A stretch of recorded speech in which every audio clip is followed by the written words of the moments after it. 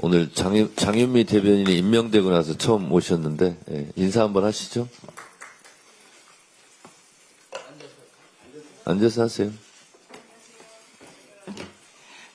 새로 대변인으로 임명된 장윤미라고 합니다. 인사드립니다. 열심히 잘 하도록 하고 언론인분들 잘 섬기면서 일하도록 하겠습니다. 고맙습니다. 각종 방송에서 패널로 이렇게 활동하시는 걸 열심히 봤는데, 정말 정확하고 예리하고 또 팩트도 체크도 풍부하게 잘하고 나오셔서 잘하시더라고요. 대변인 잘 해주시기 바랍니다. 어제 2026년도 정부 예산안에 대한 이재명 대통령의 시정연설이 있었습니다. 민주주의와 민생에 들이온 윤석열 불법계엄의 그림자를 완전히 걷어내고 AI 3대 강국 대한민국으로 도약하기 위한 구체적인 비전을 그려내는 명연설이었습니다. 인공지능 시대를 여는 대한민국의 첫 번째 예산답게 728조 원의 전체 예산 중에서 역대 최대로 35조 3천억 원의 R&D 예산이 편성됐습니다. 윤석열 때 대폭 삭감했던 것이 기억나실 겁니다. AI 3대 강국 도약의 대전환에도 10조 1천억 원의 예산이 배정되었는데 산업, 생활, 공공 전 분야에 AI를 도입하는 데 2조 6천억 원, AI 인재 양성과 인프라 구축에 7조 5천억 원의 예산이 편성되었습니다. AI 시대 스마트 강군으로 전환하기 위해 국방 예산도 올해보다 8.2% 증액된 66조 3천억 원이 편성되었고 첨단 전략산업을 집중 육성하기 위한 150조 규모의 국민성장 펀드 조성 계획도 담겼습니다. 물 들어올 때 노져라 라는 격언도 있듯이 에이펙에서의 성공과 엔비디아의 GPU 26만 장 공급에 힘입어 AI 3대 강국 대한민국으로 도약하기 위한 최고의 타이밍에 최적의 예산안이 아닐 수 없습니다. 아울러 취약계층을 포함하여 국민의 삶을 두텁게 보호하겠다는 따뜻함도 돋보였습니다. 기준 중위소득을 역대 최대인 6.51% 인상하여 생계급여 지원을 확대하고 아동수당 지급 연령을 만 8세까지 늘렸습니다.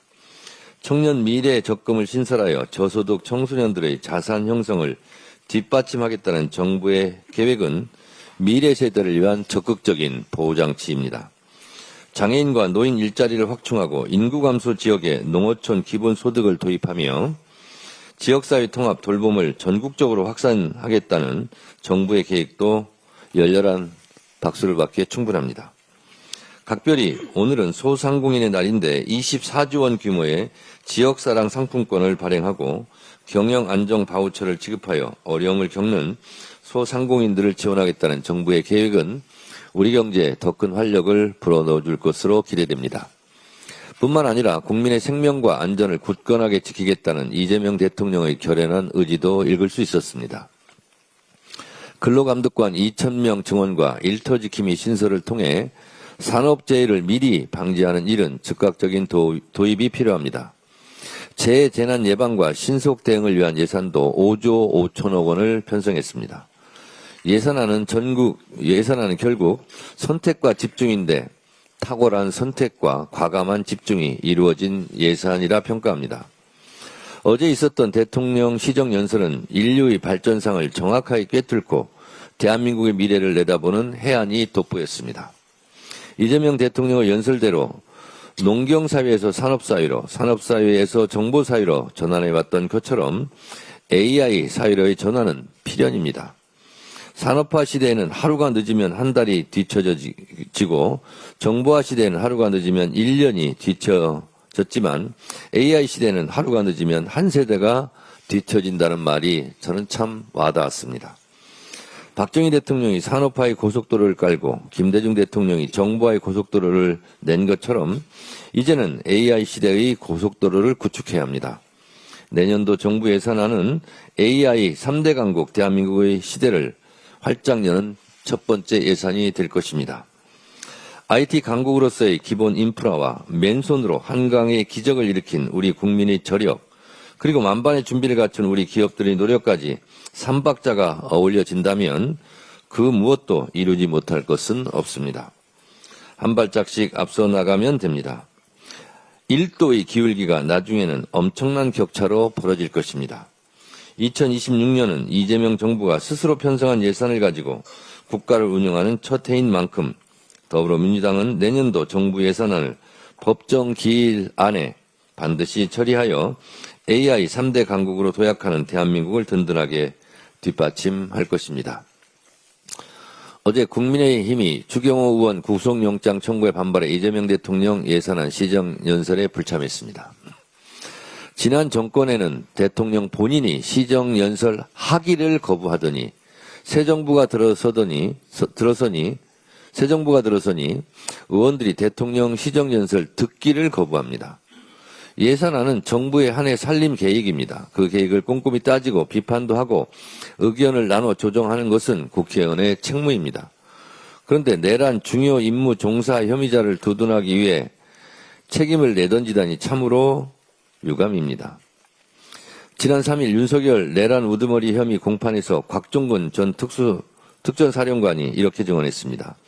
비상대권이라는 말을 들었고 윤석열이 한동훈과 일부 정치인들을 호명하면서 당신 앞에 잡아오라고 그랬다.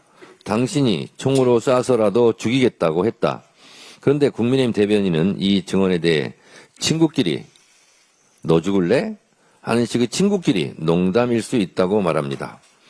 비상계엄이 장난감 총 들고 싸우는 병정놀이 하듯 하찮은 것이었습니까? 내란이 장난이었습니까?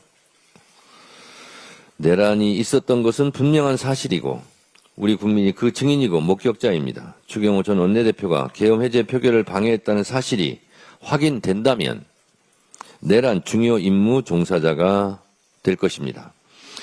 통합진보당은 내란 음모죄만으로도 해산되었습니다. 추경호 전 원내대표 혐의가 유죄로 확정을 받으면 내란에 직접 가담한 국민의힘은 10번이고 100번이고 정당 해산감입니다.